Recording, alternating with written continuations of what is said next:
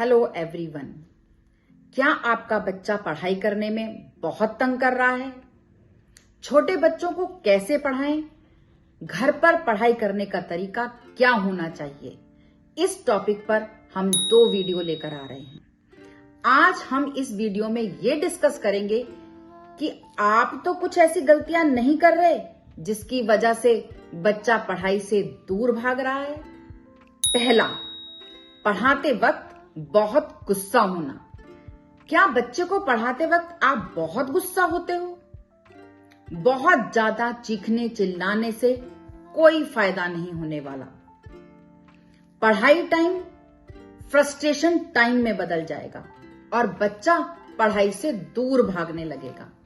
मैं मानती हूं कि बच्चे को पढ़ाना बहुत डिफिकल्ट होता है, लेकिन जितना भी इस स्टडी टाइम को आप हैप्पी टाइम बनाएंगे, उतना ही बच्चा पढ़ाई करना शुरू कर देगा।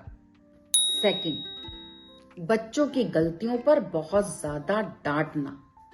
अगर बच्चा कुछ गलत लिख रहा है या कुछ गलत पढ़ रहा है तो उसे बहुत ज्यादा डांटना, गाली गलौज करना या उसकी बहुत इंसल्ट करना।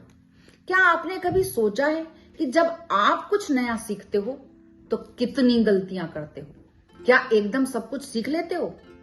इसलिए बच्चे को भी थोड़ा टाइम दो, उसे आराम से सीखने दो। उसकी गलतियों को बहुत प्यार से समझाओ कि तुमने ये जो लिखा है इसे और अच्छा लिख सकते हो। वो 10 बार पूछे, उसे 10 बार बताओ। तीसरा, दूसरों के सामने अपने बच्चे की बुराई करना। अपने बच्चे की दूसरों के सामने बुराई करना कि मेरा बच्चा तो बिल्कुल पढ़ता ही नहीं है, वो तो किताब देखते ही भाग जाता है, वो तो पढ़ाई का नाम ही नहीं लेता। ऐसा सुनने से बच्चा मन में सोच लेता है कि वो तो पढ़ाई कर ही नहीं सकता और उसका यह स्वभाव पक्का होता जाता है। इसलिए अपने बच्चे को समझने की कोशिश करें।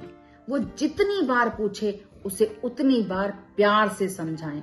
दूसरों के सामने उसकी स्ट्रेंथ की तारीफ करें। वो जो भी लिखे या पढ़े, जो भी एफर्ट्स करे, उसकी प्रशंसा करें।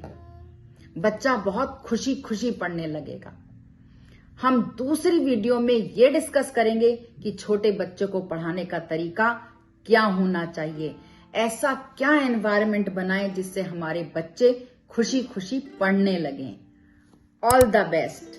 Happy parenting.